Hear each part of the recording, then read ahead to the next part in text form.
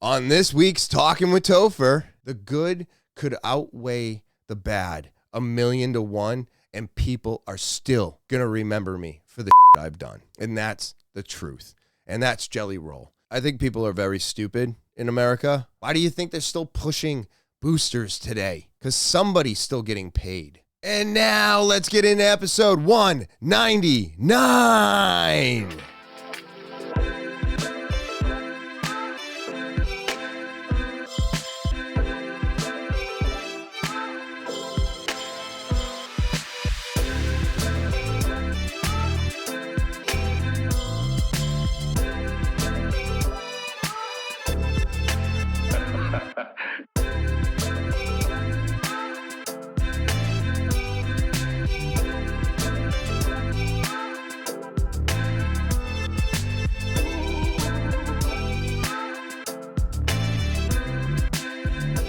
What is happening, TwT fans? It is so good to be back on this January 25th, 2024, and I'm so glad that you're all back for some more. Before I get into anything today, let me start off the way I always do by saying thank you. Thank you to all my subscribers and to all the new subscribers. I greatly appreciate all of you. Of course, if you're new or swinging by or just checking it out for the first time, remember to hit that subscribe button, all right? It is what keeps the podcast going. It's what keeps me coming back week after week, and it's free for you. So just click, all right? And then, of course, if you want your opportunity to be on Talking with Topher with me, TALKIN with Topher at gmail.com. That's talkinwithtopher@gmail.com. That's the official email of the podcast. Send an audio, video, or type it out, but send it to the official email of the podcast, TALKIN with Topher at gmail.com. And, of course, don't forget about the Linktree link. It's right here at the bottom of the screen, but it's easily accessible in the description below the video. Copy and share. Spread this thing around. Help me make the podcast bigger. And, of course, you can get everything TwT just by clicking that link. It's going to give you access to all platforms, all social media. So go follow, subscribe, and watch some more. All right. And now with all that out of the way, I've got some exciting news. Yes. And this is just podcasting world. So I'm going to tear down that fourth wall for you. And I am going to let everybody know right now, yes, you are watching another solo podcast with just me. But my guests will be coming. All right. I got some exciting guests lined up. I got some guests that I haven't spoken to lined up. I got repeat guests, and I have an amazing, amazing guest for all of you for episode 200. I am very excited to have made it this far in podcasting. I just keep pushing through. I don't care about numbers. I don't care about monetization. I will say that this was my absolute last 5-year plan. And I know you're probably like, what are you talking about? You said you were done with 5-year plans. You're not making any 5-year plans. And you're absolutely correct. But I forgot. This was my last one. I started this. Episode 208 will be the end of 4 for me. And episode 209 will be the beginning of 5. Now, do I think that this is going to end after 5? I don't. So this is the end of my 5-year plans. I haven't made any sense. I'm not going to make any right now. The future is looking a little bleak. I'll be honest with you. I've never seen anything like this at one time. And I think all of us are seeing an uptick in war right now. I know that for a fact that we just bombed Iran twice. It was two different times, multiple bombs dropped on Iran. And it's the Houthis regime, I think. But I'm bad with names. I'm bad with areas. I'm bad with geographical. I'm bad with everything, everybody. But I'll tell you, ever since I've gotten off of alcohol and life has been moving forward for the last 7 years, I've been more right than wrong. And I don't know if I like that, because everything I'm right about is really, it's not good. It's not good, you know, the crash of our economy, the fact that you needed to take care of yourself and get your finances in order to make sure you make it through all of this horrible shit that's going on, just so you can survive today. And then, of course, the vaccinations and COVID in general, how it was just another disease, and it was just a virus, and it was just, it was lab made. And I do believe that they were preparing all of this stuff because they were making this in a lab, and then they just got to quickly fire it off because they already had it in the works. They planned all of this. They actually probably thought that this was going to be something way worse than what it was, because they didn't know which one escaped. I do believe that. This is not a conspiracy. This is actual fact that these people are designing these things, and I think they were hoping that something more aggressive got out, which is why they did what they did to all of us. I don't know, maybe they weren't hoping that something more aggressive got out, but I bet you they were like, oh shit, which one was it? And then when they found out which one it was, they were like, okay, we've already got something in the works to get this figured out. So we should be able to do this, and it should be fine, because that wasn't the one we thought got out. You know what I mean? So, but yeah, so 5-year plans are dead for me. This is it. The podcast is the last one, and we'll see where it takes us. I'm very excited for episode 200. I'm so excited to have so many of you involved in the podcast, commenting, and all of this. It's just an absolute, it's an honor, really. I put this thing up. I do what I do, and people are tuning in, and that's just a great feeling. It's a great feeling. It shows that the work that I'm putting in is worth it to some of you out there. So it just makes me so happy to continue this on. But the story that I had today was very sobering for me. What's going on is I was told by somebody that, they're dealing with somebody unfortunately falling off, or getting back on the wagon, I should say. But no. The wagon is sobriety, right? I don't fucking remember. I don't remember. I don't know if I'm on the wagon or off of it. All I know is I'm not drinking, right? So, but yeah, so I was told that unfortunately, somebody I know has somebody that is drinking again. All right. And they were telling me the story, and I was like, oh my God, dude, like, I'm hearing this, and it's very sobering. So this person was off of alcohol for a couple of years, doing really well, and hit some rough patches. Now, the thing about rough patches is we all have them. We all go through this, and you have to really dig deep into yourself. I've been doing it myself. I was actually in the middle of thinking about how my sobriety is doing so well, but it's doing so well. So why am I continuing it, right? Because I'm doing good.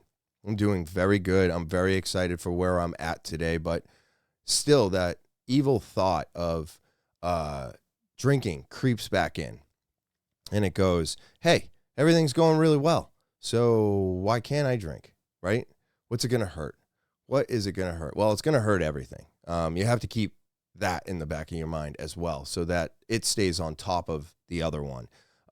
That's how I try to organize my thoughts, I guess. I don't know if we can actually do that, but I feel like we can. We have control over our thoughts. We have control over what thoughts we act upon. You do have that self-control. People just choose not to utilize it, which is actually sad, which is why you have people doing the things that they're doing today, like that asshole that goes into a hibachi restaurant and kills a 22-year-old. And then, of course, they, I believe, killed that shooter. And I only bring this up vaguely because of the simple fact that I'm sick of the news putting their names in there. The victims is fine. You can put the victims in. You can put that there was a shooting. You can talk about anything. But to give those people any limelight is absolutely, positively disgusting today. There's no need of it. There's no reason for it. Their name should never be mentioned because why? Because we all know that that's the one thing that they want. They want that recollection. They want their name mentioned. They want this. And the news gives it to them every single time. Puts their name out there, puts their picture out there, talks about their past and their story and everything else. And I feel like that's absolutely wrong. So I'm listening to what he's telling me. He's telling me that, the person is drinking again. They were hiding it. And then when they were talking to, when the person was talking to another family member, I'm trying to be as vague as possible with this. And this is how, if you want to tell somebody else's story, this is how it should go. You want to be as vague as possible. You want to leave out names and people connections and stuff like that. But you want to get to the story, which I'm not getting to right now because I'm digressing. But so what happened was they were told one thing, which was the absolute truth, right? Drinking again. I'm hiding it. I'm doing this. I'm sorry I lied to you. Stuff like that. All these things are coming out. And then it turns to the other family member and tells almost the same story, leaving some facts out, which then that person told me, well, now I feel like they're doing the same thing to this person that they did to me in the beginning, which was left out facts and lied about what they were doing. And I looked at this person and I said, look, not for nothing, man. I say this all the time and I hold it to be true. Lying leads back to drinking. So any form of lying to yourself, lying to others, and hiding things, that all leads back to drinking, which is why it's so true that this person is drinking again, because there was a thought that it wasn't happening, but it's definitely happening. All the same patterns that they point out, the hostility, the pulling away. This person has been trying to communicate with this other person that's back on the wagon or drinking again, however you want to put it. And this person said, well, I don't have that much to talk to you about.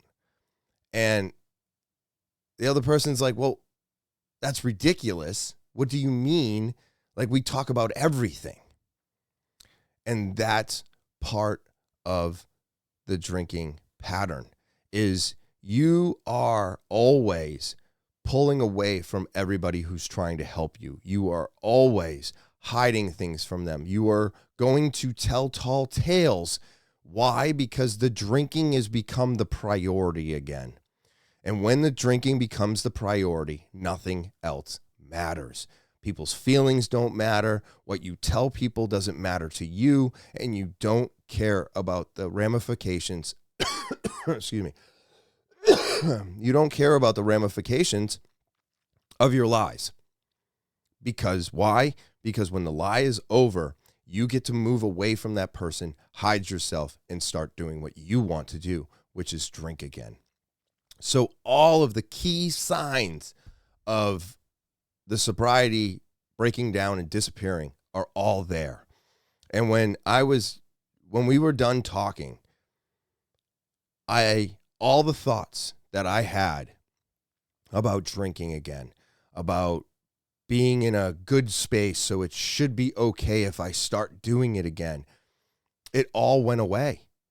It was like I was back in AA and somebody was up on the stand telling their story, and their story touched me in a way where I was capable of realizing that what I was thinking and what I was going through was not as bad as what that person was going through, but it was also the same thing that that person was going through, except the difference is I chose not to act upon it. And because I heard this story, because I heard of somebody else going through all of these problems and getting back on the wagon, I chose to take the thoughts that I was having and suppress them again and allow the good thoughts and the sobering thoughts to rise above those drinking thoughts and squish them back down. It was absolutely 100% sobering for me. And I wanted to share that with all of you because this happens to all of us. Lying leads back to drinking. If you are hiding yourself from anybody, especially your loved ones, you are on a bad path.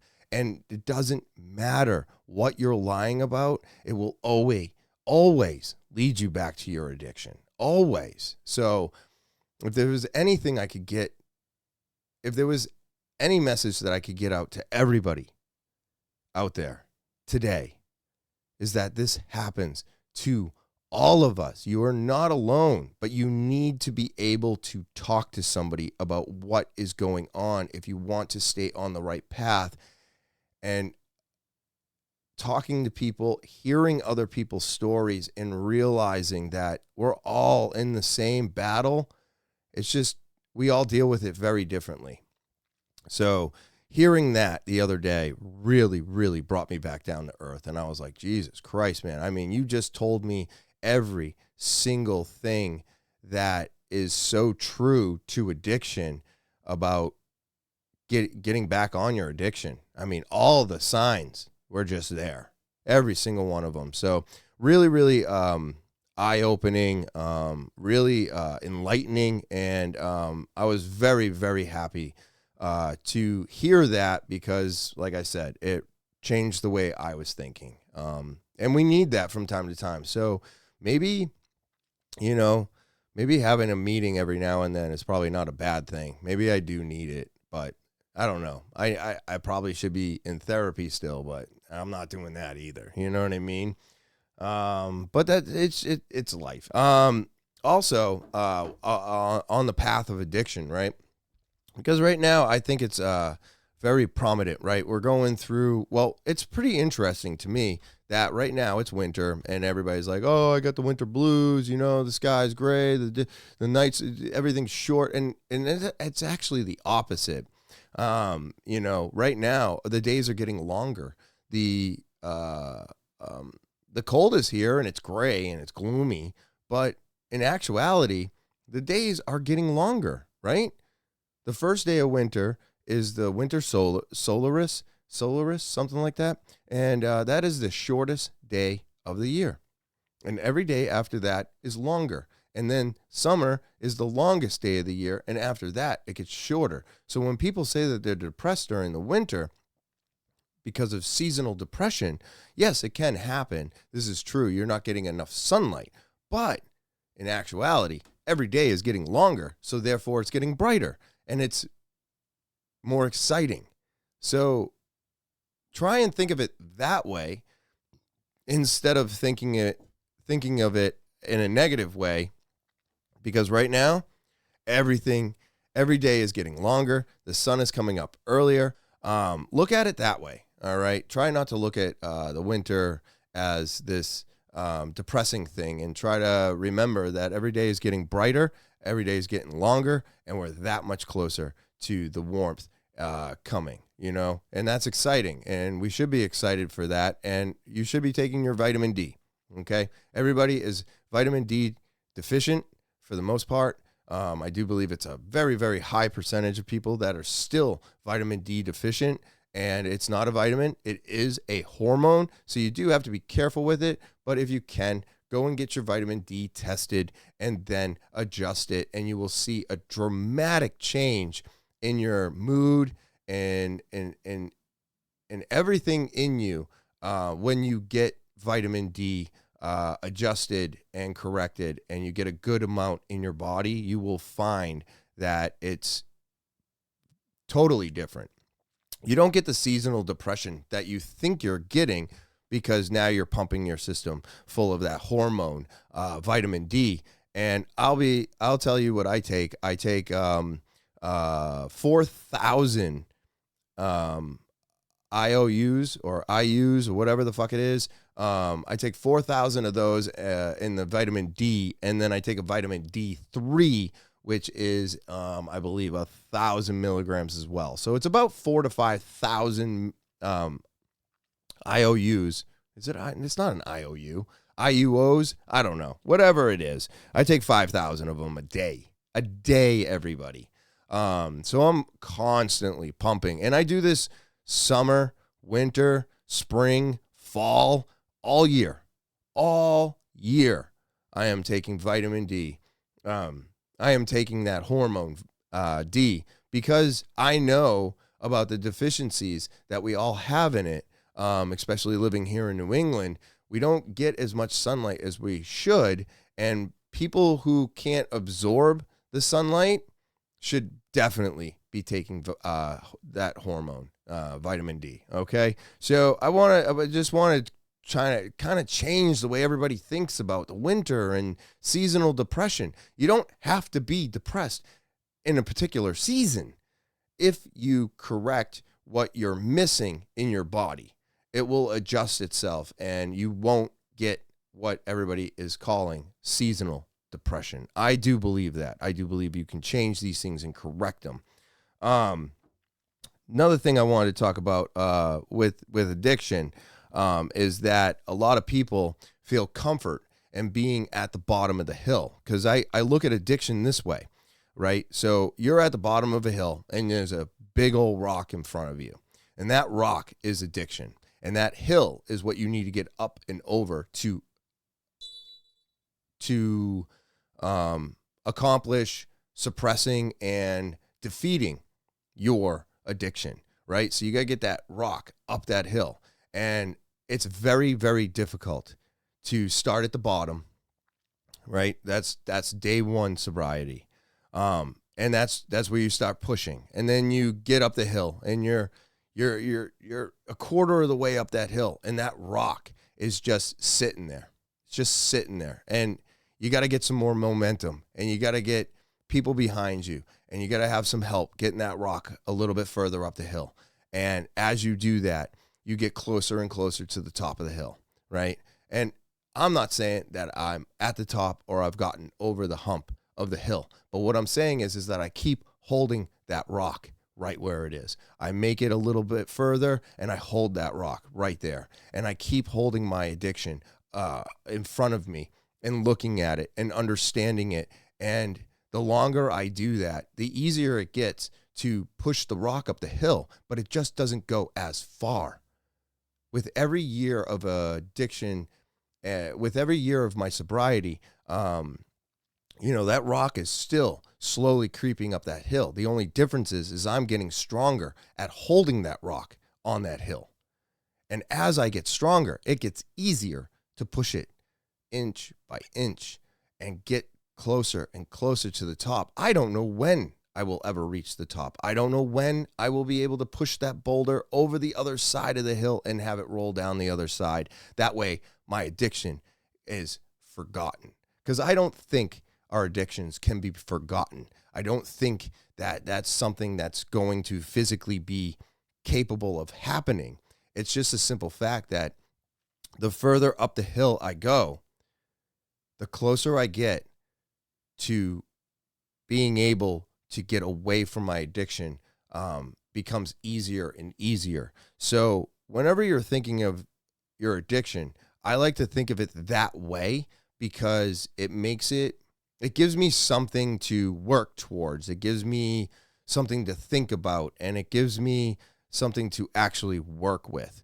But a lot of people, they push that rock up the hill, and then they come into a hard time, and it's so much easier and less stressful to let that rock roll back downhill and slide back into that addiction and all those bad habits than it is to push it up the hill and hold it there until you get enough strength to push it further up that hill.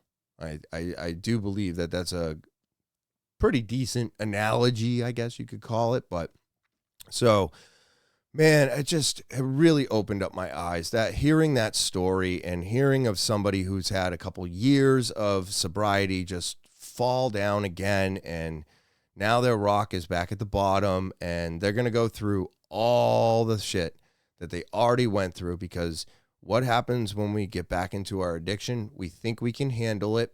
We think we know what we're doing. We think that it has no control over us because we've made it a couple years, and all the old habits, well, they're going to come back. They're going to come back for this person. What's going to happen is they're going to feel like they can control it. They feel like they got everything. They feel like they're hiding it.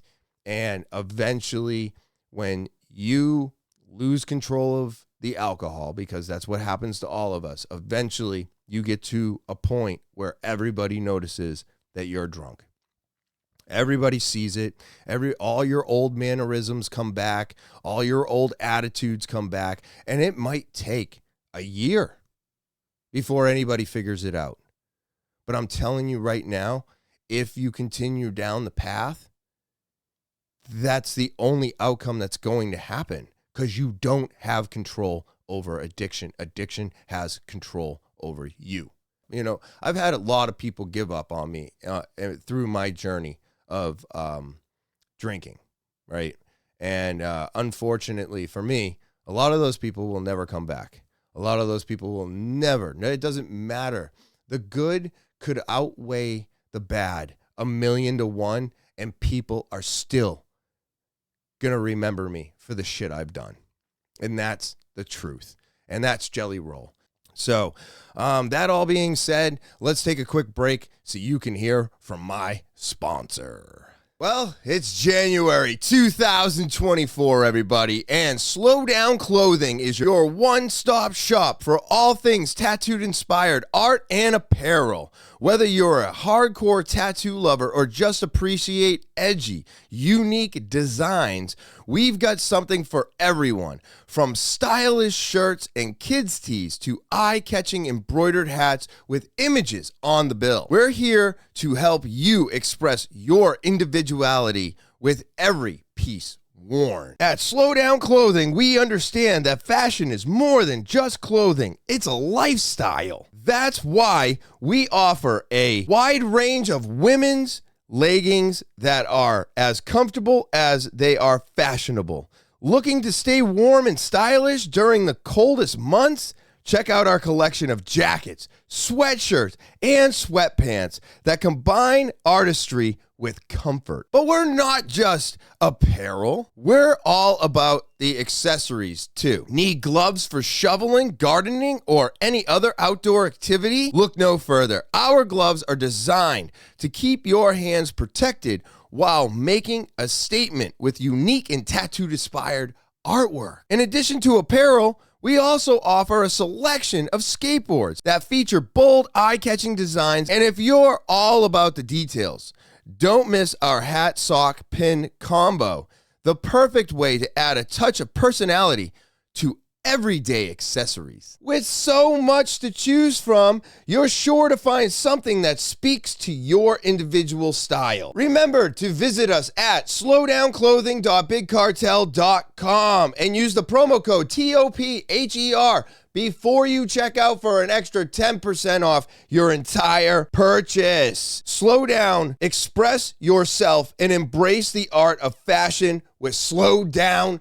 Clothing. And I'm back, everybody. All right, what's happening? How we doing? We're going to go over a few things real quick. We're going to do some Topher's topics. So right now, Grubhub is in a lawsuit. Yeah, so right now, Grubhub to return $3.5 million to Massachusetts restaurants for overcharge during the pandemic. Now, this has been happening relatively a lot with a lot of companies who took advantage of the lockdowns, price increases, and all of the things that they've been doing to, you know, take more money from us, charge us more. And with the inflation that everybody stood behind, because they were like, well, it's inflation, so we're all inflating because of inflation. Yeah, well, a lot of people took advantage of that, and now they're going to have to pay some hefty fines. to pay more than $3.5 million for overcharging Massachusetts restaurants during the pandemic. That settlement resolves a lawsuit brought in 2021 by the Massachusetts Attorney General's office. A judge ruled in March of last year that Grubhub had overcharged restaurants in the midst of the pandemic, which violates Massachusetts' 15% fee cap.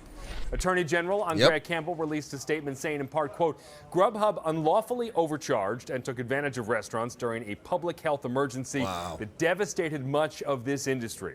In addition to the $3.5 million to impacted businesses, Grubhub will also have to pay $125,000 to the Commonwealth. To the Commonwealth. Oh, shit. So they're going to pay $3.5 to the restaurants, and then they're going to have to pay $125 just to the Commonwealth of Massachusetts for ripping everybody off. Holy shit. Well, yeah, if you're only supposed to max 15% and you go over that 15% being state law, see, that's the interesting thing about this state-to-state stuff. You know, running multiple restaurants and having one in Massachusetts and one in Florida, you start to realize that how different the states are and like silly things that they get money for.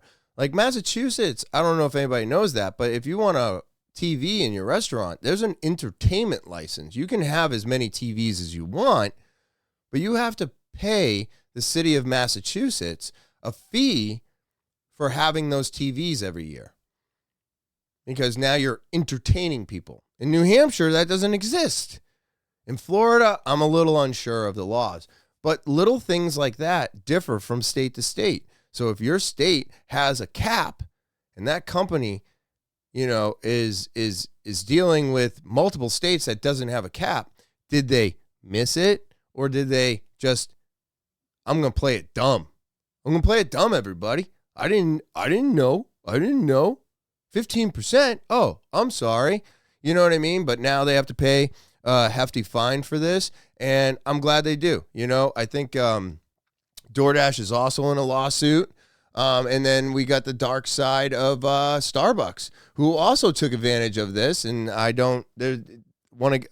these are fucking articles that don't allow me to read anything more than just the headline, but I'm hoping that my wife is part of this one because they are accused, Starbucks is accused of rigging payments in the app that you were all using for nearly $900 million gain over 5 years by a consumer watchdog group. Okay, so I'm going to put this in terms that I think are correct, and we'll see if it plays out this way, right? Because I find this to be fun. So my wife uses the Starbucks app. She orders her coffee. She kept noticing increases in the coffee prices and over time, right? Over the last 5 years, she's been using this app a lot longer. I think a lot of you have.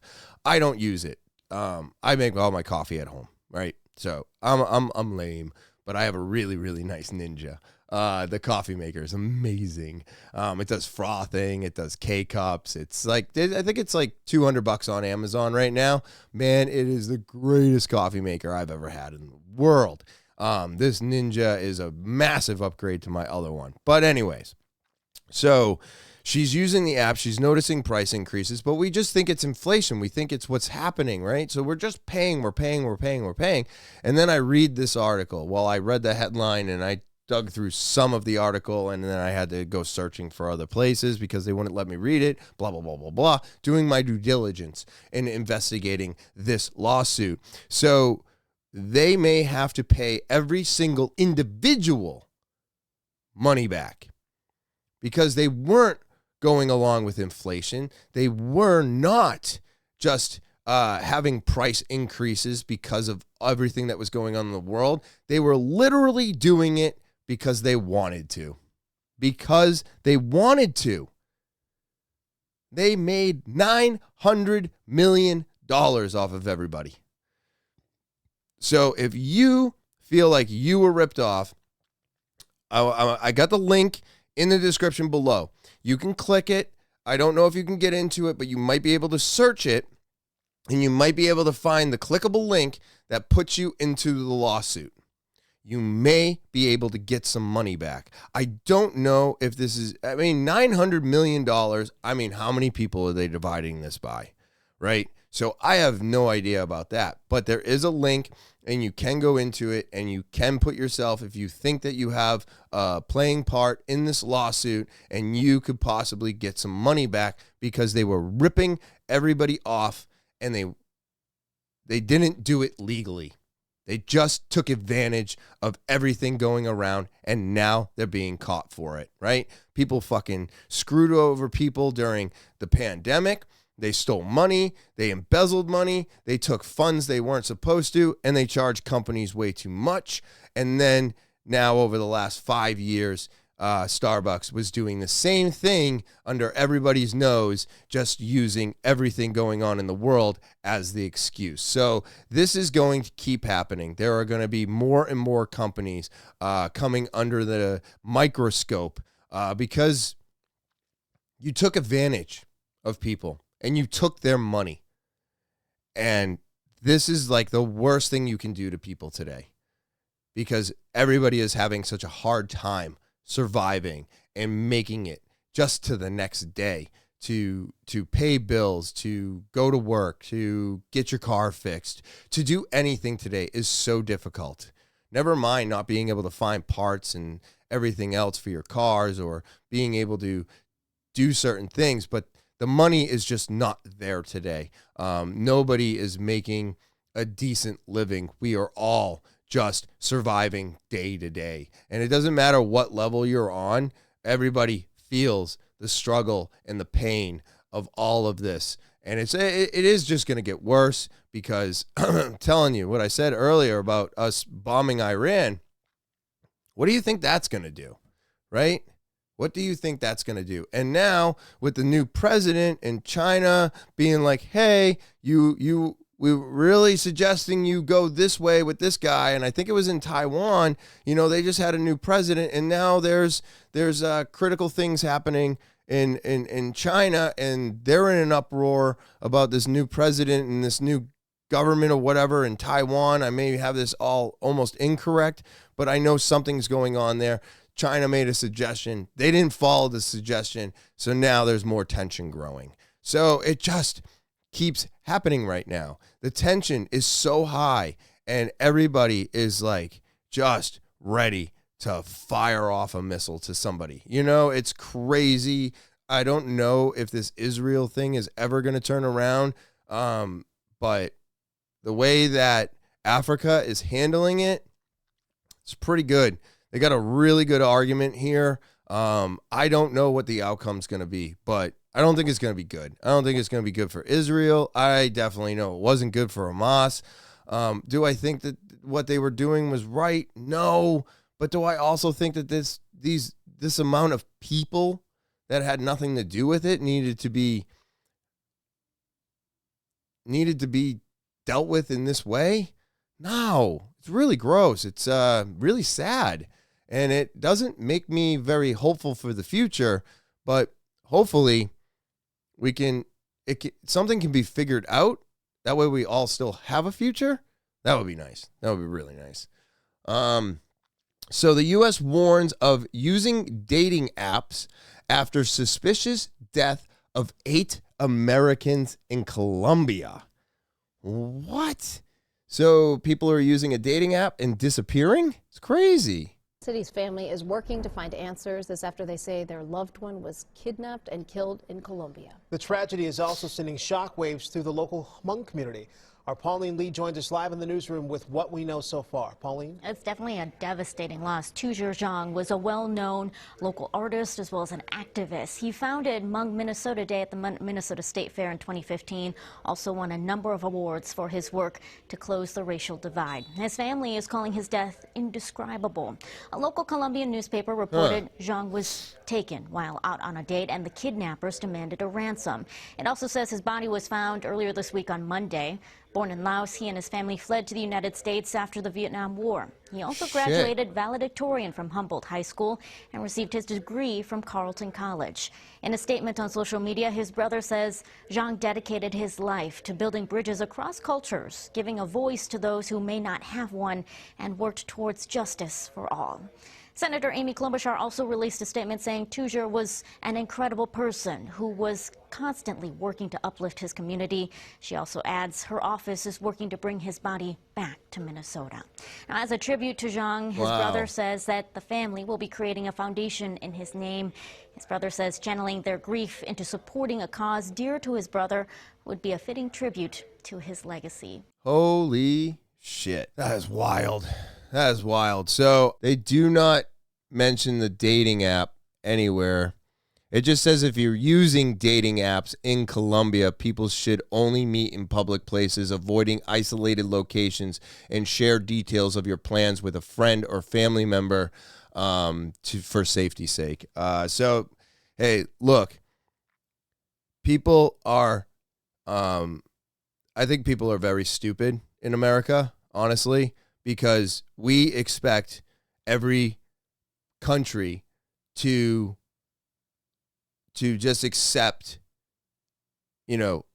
our ways. And when we go into another country, we have to accept that we have to follow their rules, right? And we have to be aware of what's going on in that country. Like, are you going to go to the Gaza Strip today? You're not. Why? Because it's a smart thing not to go there because it's being bombed. So the people that go to these places, like there's people that you can follow on Instagram and TikTok and stuff that go to these places that they heard were horrible places to be. And they're like, oh, no, this place is great. I'm walking around about the bridge and it's so beautiful. They keep telling me that it's so bad over here and dangerous and I don't understand. It's beautiful. You should all come. Hey, look. You got lucky, right? You went to a really bad place and you had a good time. Don't tell everybody to go there because it's not going to turn out the same for everybody else. This is what happens in other countries. This is why America is so great. This is why everybody wants to come here because these things are less likely to happen. So be mindful of where you are. Don't think that because you're an American and you're traveling, you get to follow American rules. You are in a different country as a traveler or you're not even a citizen. So why would you ever think that they're going to treat you a certain way? I think in Russia, an American just got some drug charges that could lead up to 20 some odd years in prison over there. What the fuck are you doing taking drugs into Russia? They are looking for us. They are going, hey, you're an American? What the fuck are you doing here? What are you doing wrong? Because I want to nail you to, let's just say, a cross. I'm going to put you in a fucking jail cell and your government's not going to do shit for you right now. That's what they're thinking. They're using us as pawns and tools and leverage. They're looking for us right now because America the Great, they want to see it as America the Fallen. So be careful wherever you're traveling, right? Don't be using apps and meeting people in, I don't know, dark places and meeting them alone, or a secluded area. Like, I don't even sell stuff on Facebook Marketplace without making a public appearance, right? I go to a public parking lot. I let people know what's going on. Hey, I just sold this. I'm meeting the person here. I should be done and back home by this time. That's so easy to do. And then now that person goes, oh, okay. All right, sounds good. Should be home by this time. And if that time passes, I always tell her 15, 20 minutes max for traffic, stopping somewhere, whatever. After that, it's time to make a phone call. It's time to text. If you don't start hearing, then we got an issue. So I'm very aware, even in America, that these things can happen. But you should be taking any precaution in your life to make sure it doesn't happen, or at least so that somebody else knows what you're doing or where you are. We have this technology right at our fingertip. Let's take precautions when traveling the world, because the world does not act or think that America is great. They don't. They think we are fucking obnoxious assholes. But the one thing that they do like about us is that most of the time we've got money and we'll pay to get our loved ones back, and they will take advantage of that. And if they don't get what they want, they don't care if you wind up dead. So they don't get paid, you wind up dead, and then they find your body later. It's a cruel, sick world, but I just wish that people would understand how cruel and sick the world is. Revenge porn bill passes hurdle in Massachusetts House. So I think this is going to be a good thing because of the simple fact that when you record yourself with your significant other or a person that you're with, that's between you two. But when you break up, you should not be able to release this stuff, because once it goes up, it never comes down. And this ruins lives. People kill themselves because of this.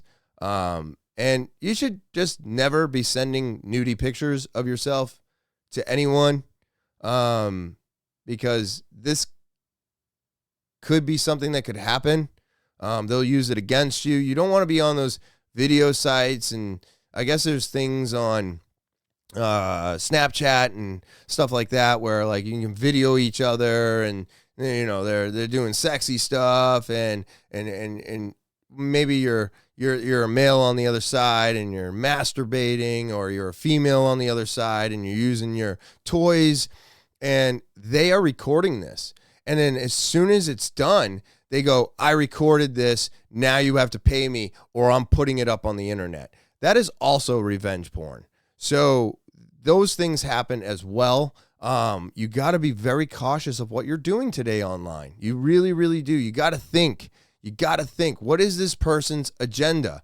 Why is this really hot foreign girl constantly messaging me, and how did I miss 4 phone calls from them? They don't even have my phone number. It's because they are baiting you for something. Their phone is broken and they need you to buy them a card to get minutes on their phone so that they can video chat you. That's all fake. Send me money, I'm abused, I'm homeless, I'm gonna come and fly down and see you. It's all fake. That's not real. That person doesn't exist. It's not even a woman.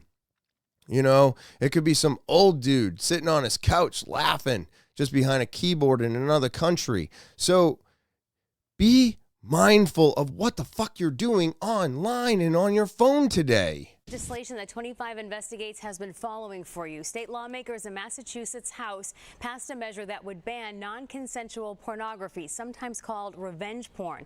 That's when people share explicit photos or video of someone without consent. Right now, Massachusetts is one of just 2 states without a ban. So the bill passed unanimously, 151 to 0 in the House. Unanimously. If it reaches the governor's desk, Woo. anyone who knowingly distributes explicit visual material of another person, again without consent, would be guilty of criminal harassment. Good. Punishment would include up to 2.5 years in jail or a big fine. State Rep Michael Day says the ban is important for survivors who never intended for intimate photos or videos to be shared. Wow. Imagine everyone listed on your phone receiving photos of you in your most intimate and vulnerable moment. Children who distribute explicit content without consent would get diverted to an educational program unless prosecutors ask to press charges. Yeah. We all deserve the right to exercise control over our lives, our bodies, and our decisions. And Representative Tram Nguyen said too often abusers turn to non-physical methods to harm victims. The bill would also add emotional abuse to the list of reasons someone can seek a restraining order. In order to get that bill to the governor's desk, it still needs to pass the Senate, and the Senate has not yet scheduled a vote as of today. Well, I don't know why they wouldn't. I mean, if it's unanimous, then it's unanimous, right? I mean, Jesus Christ, 151-0. Good.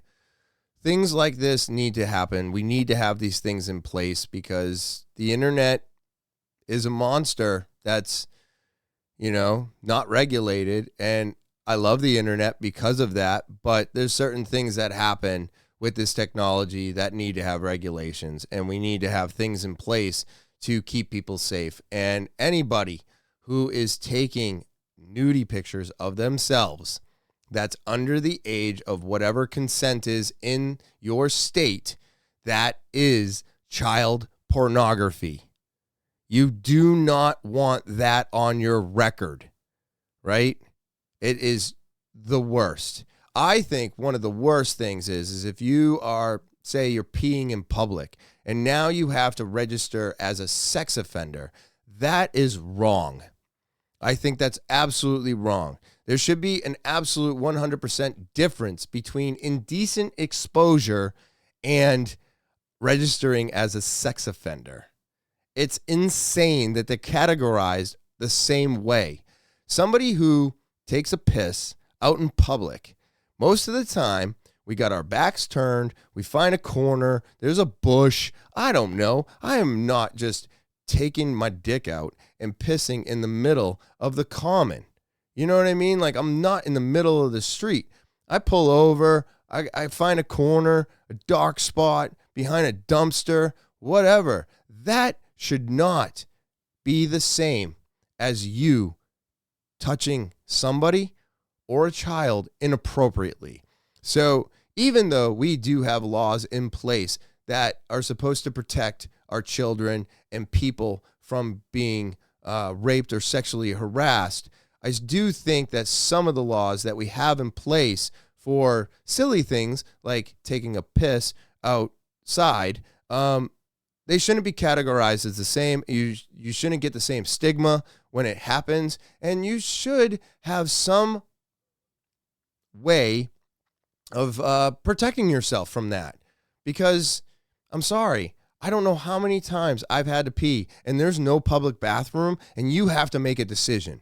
You either piss your pants or you piss over there on that rock right there and hope that nobody sees you, because then you're going to have to register as a sex offender, which is just so wrong. But this is a step in the right direction. We also need to get our AI under control, because it's going to be a wacky world when if we don't have anything in place when these things, I mean, they're crazy, right? It's all crazy to me, but we don't have enough legislation in place to keep it regulated right now, or to even keep it separated between AI and human. So we got some real work to do on all fronts of protecting us from the internet. We really do. We got a lot of work to do. But now the FDA is saying that Ozempic, drugs like Ozempic, Wegovy show no link with suicide, the FDA says. Now, okay, fine. You want to try and keep telling us that I hate this, right?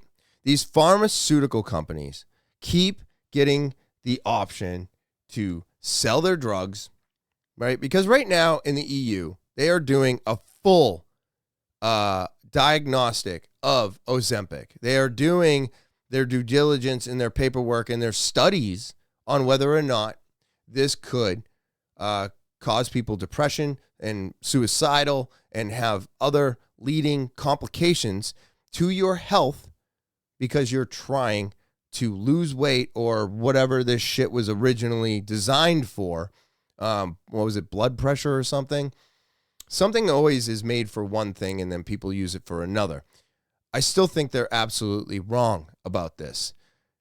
Will it cause you to suicide yourself? Okay, maybe not. Is it going to cause other complications in the future? Yeah. There's no quick fix to anything. So instead of just trying to bump this thing up and keep selling it by telling us that it's not going to cause you to commit suicide, I still think that's wrong. Let's find out what else it's going to do over time. Let's not just think that, oh, suicide's the worst thing. And if we just tell everybody it's not going to cause you to commit suicide, well, then we can keep selling it and everything will be fine. But what if it does cause suicide and now you're telling everybody it doesn't? And who believes the FDA today? Who believes them? I don't believe a fucking word they say. I don't believe anything. They're the ones that put regulations and made cigarettes okay. They're the ones that make everything okay. They're the ones that made sugar okay, the food pyramid, all of it. They're the ones that made Oxycontin less addictive. It's them.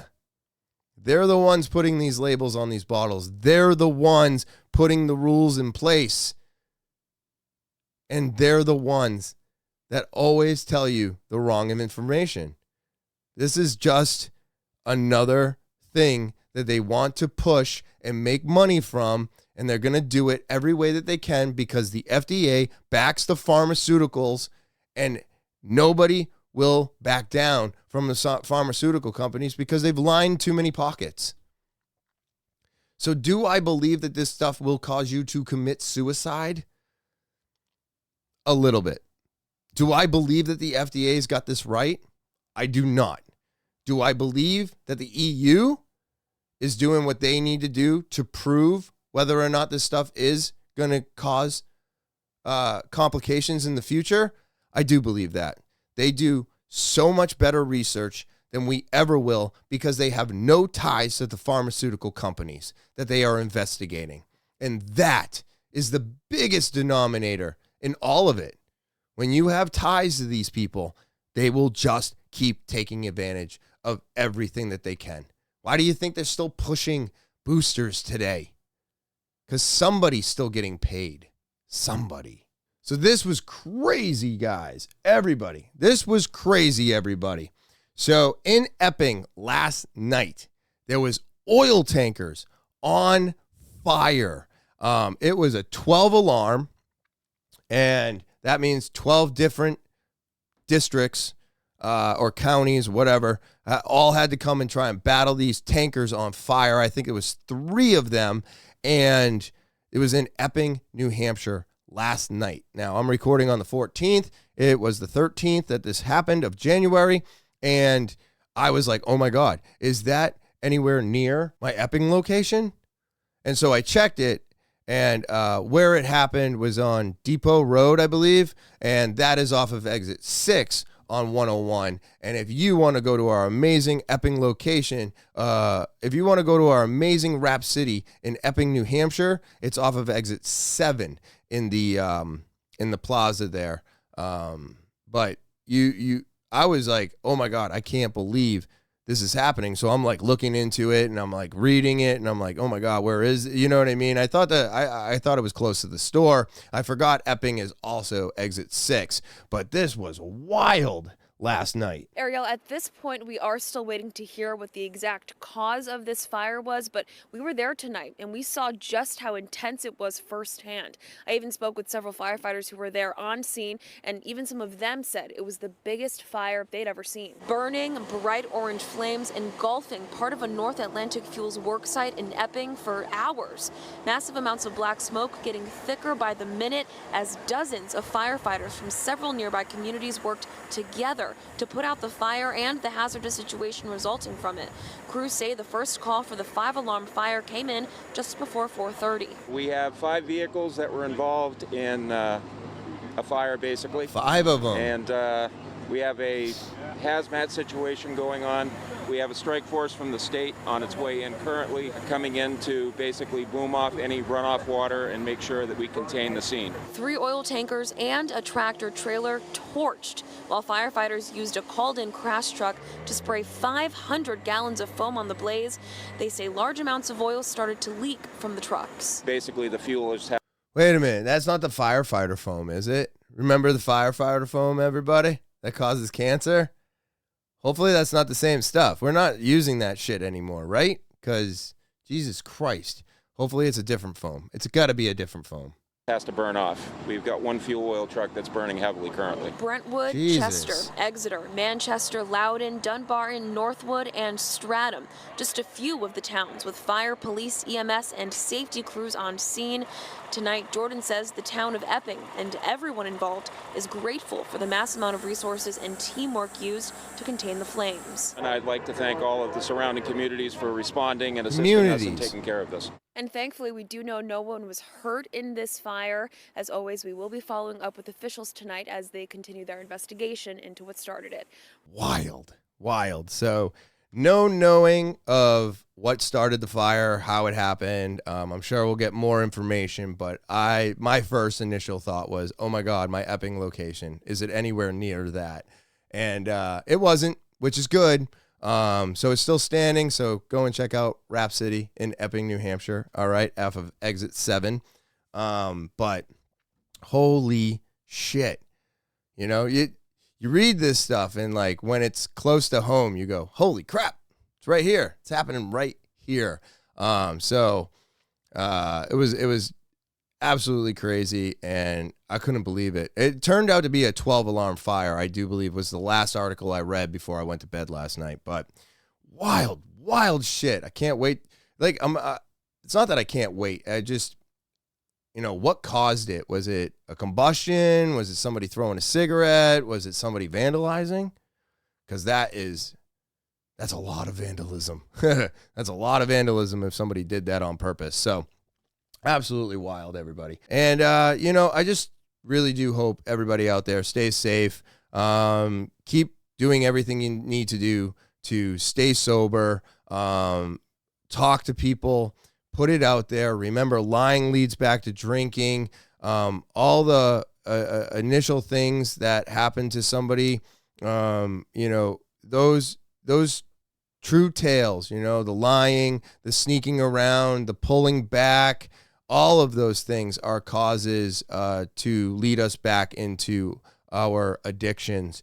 So if you're seeing these things in people that that could be slipping, they may just need a shoulder to lean on or someone to talk to. But other times, we have absolutely no control over other people.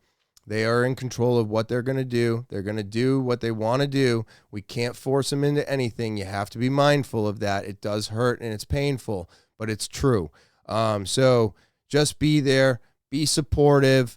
And of course, if you can't support them anymore, I completely understand, because I know there was plenty of people in my life that couldn't support my addictions anymore. So it does happen. But on that note, everybody, I want to say thank you to all of my subscribers again. Thank you to all the new subscribers as always. And of course, if you're new, popping by, checking out the pod, then hit that subscribe button. All right. It's free for you. So please do it. It really does help the podcast grow. And when I need all the help I can get right now.